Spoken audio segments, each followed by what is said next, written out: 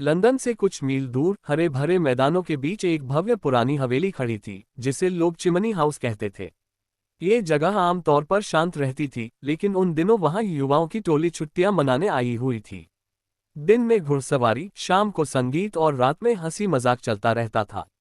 हवेली की दीवारें जैसे हर रात नए किस्से सुनती थीं। उस शाम भी ड्राइंग रूम रोशनी से भरा हुआ था। झूमर चमक रहे थे और मेहमान आराम से सोफों पर बैठे बातें कर रहे थे। उसी भीड़ में एक लड़का चुपचाप बैठा था, जिमी थेसिगर। बाकी सब की तरह वह भी खुश दिखने की कोशिश कर रहा था, लेकिन उसकी आंखों में थकान साफ झलक रही थी। थोड़ी देर बाद उसने जम्हाई ली और सबको शुभ रात्रि कहकर अपने कमरे की ओर चला गया। किसी ने ध्यान नहीं दिया कि उसके चेहरे पर हल्की सी बेचैनी भी थी। रात गहराती चली गई। बाकी दोस्त देर तक जागते रहे। शराब के दौर चले, हंसी की आवाजें पूरे घर में फैलती रहीं। किसी ने मजाक में कहा कि जिमी बहुत जल्दी सो गया है और उसके साथ शरारत होनी चाहिए। हंसी हंसी में तय हुआ कि उसके कमरे में अलार्म घड़ियां रख दी जाएंगी, ताकि सुबह वह घबरा जाए। सब दबे पांव सीढ़ियां चढ़े और जिमी के कमरे में घुसकर उसके पास अलग अलग समय पर सेट की हुई 7 घड़ियां रख दी। फिर वे वापस आकर अपने कमरों में सो गए। सुबह की धूप खिड़कियों से अंदर आने लगी। चिमनी हाउस धीरे धीरे जागने लगा। नीचे नाश्ते की तैयारी हो रही थी और मेहमान एक एक करके कमरे से बाहर आने लगे। लेकिन जिमी दिखाई नहीं दिया।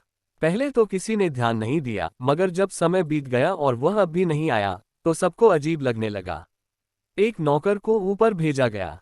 नौकर ने जिमी के कमरे के दरवाजे पर दस्तक दी, पर अंदर से कोई आवाज नहीं आई। उसने दोबारा खटखटाया, फिर धीरे से दरवाजा खोला। अंदर का दृश्य देखते ही उसका चेहरा सफेद पड़ गया। वह घबराकर नीचे भागा और सबको बताया कि जिमी बिल्कुल नहीं हिल रहा है। ये सुनते ही सभी मेहमान सीढ़ियों की ओर दौड़ पड़े। कमरे में घुसते ही एक अजीब सा सन्नाटा महसूस हुआ।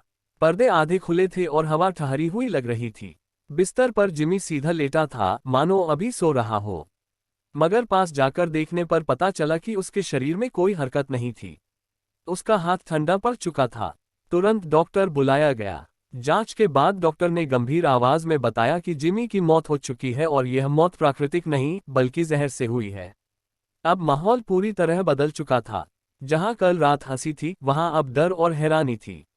सबकी नजर अचानक जिमी के बिस्तर के पास रखी चीजों पर गई। वहां अलग अलग जगहों पर 7 अलार्म घड़ियां रखी हुई थीं। सभी अलग समय पर सेट थीं।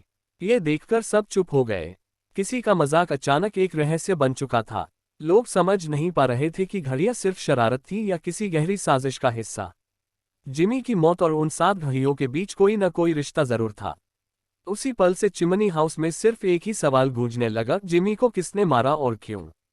यहीं से 7 डायल्स मिस्ट्री की असली कहानी शुरू होती है, जहां हर घड़ी एक संकेत बन जाती है और हर इंसान पर शक होने लगता है।